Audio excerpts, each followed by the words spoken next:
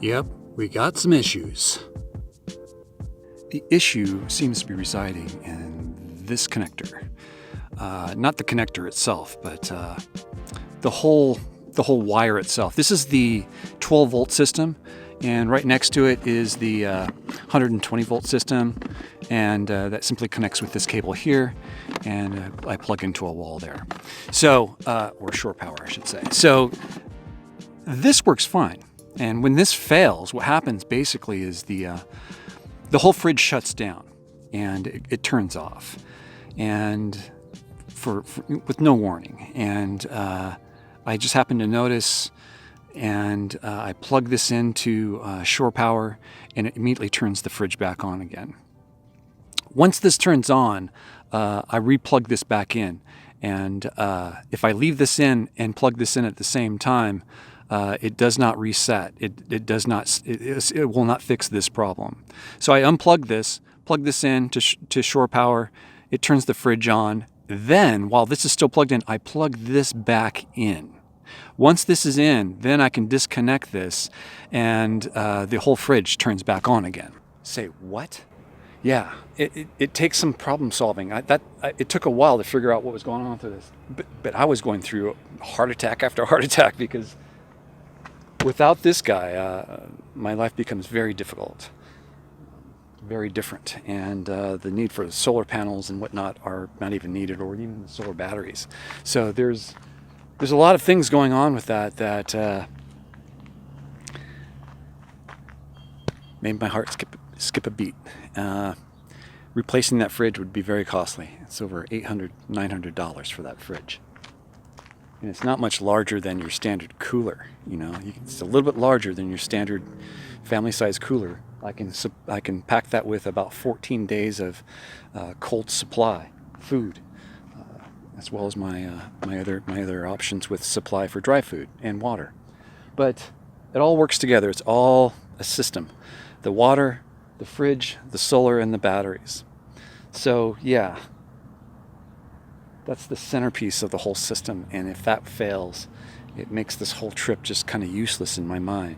So I take pride in this little system I put together, and it's been pretty robust so far. Little bugs here and there, like what I just explained. Not quite sure what that problem is. It even happens with my new setup with the power coming into the fridge. Now, what I mean by that is I've cut off the cigarette lighter. Let me show you. The end of this cable here used to plug into one of these two outlets. These are the cigarette lighters coming from the solar battery setup that I've installed. So in earlier videos, you'll see something plugged into one of these. That's my fridge being powered by the solar batteries. What I've done is I've cut off the cigarette lighter adapter itself, and I've spliced the positive negative into the solar fuse box, which is sitting behind here. Now, I don't know what that cigarette lighter issue was all about, but after a lot of research on the problem I was having with this, one solution to these issues was to actually do what I just described: hardwire the cigarette lighter directly into the fuse box, if you can, into your solar setup. This bypasses the whole up and down that you get with the wires going from the adapter itself back to the fridge. It's way more efficient. So why am I telling you all this? Well, at first, I thought my batteries were failing or damaged when the fridge started freaking out like it does on 12 volt. It turned out to be that adapter. It wasn't operating correctly, and when my batteries got down to about, and this is pretty high capacity, 12.4 volts, the fridge would not work right. So after I cut that off and hardwired it in, I have no problem getting down even lower than that. Now, 12.4 volts seems like really low. It's not actually, because these batteries at 310 amp hours, it takes a while to get from 12.5 to 12.4 and 12.3 volts. So with that little setup fixed, I was able to deduce that it's really the fridge that's freaking out due to that connector that Dometic has provided with this fridge, the cigarette lighter adapter for this outlet. So yeah, I'm not too happy about that. It took me a lot of research and a whole fridge of spoiled food to figure this out. Now, am I happy? Not terribly happy, because that is the reason why I bought this fridge, is so that I can have some stability with it. Now, that really tossed me up for a big question mark. So yeah, if you're going to buy one of these fridges, you gotta expect some troubleshooting, and all the better if you've put your own solar setup into your vehicle. It's probably better to use something like this. Anyway, I guess what I'm trying to say is, if you've installed one of these Dometic fridges, you should understand how to wire your solar setup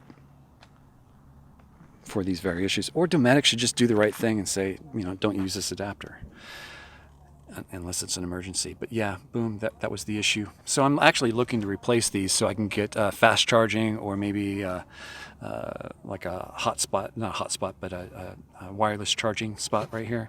I'm not quite sure what I want to do. But yeah, it's kind of on my list. That's it for the Dometic fridge update. Not too happy with it. It's working fine now, but hopefully this helps people out in the future with this kind of setup and their mobile setups. But you wouldn't experience this kind of problem unless you're running this setup like I am 24/7. This fridge has been on for 2 years, running off the solar batteries, just like you see it here. But yeah, that's the only problem I've had, but it really bummed me out for a while. I'm glad I'm on top of the problem, but yet, yeah, Dometic, come on, really. Oh, one other problem with the fridge is, you see this little latch? This is what keeps the lid closed. There's supposed to be two. There's one here. There's one that's now broken off right here. Yeah, Dometic, why make this out of plastic? This could have been easily a stainless steel piece. It's just a latch. Anyway, one latch still works. You can hear it click there. However, it's just this side that's latching, not this side.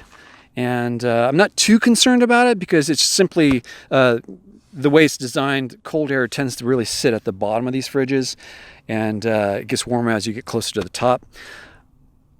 It's just a matter of putting like something on top of this, when I'm out and about, or not using the fridge, and it keeps it shut fine.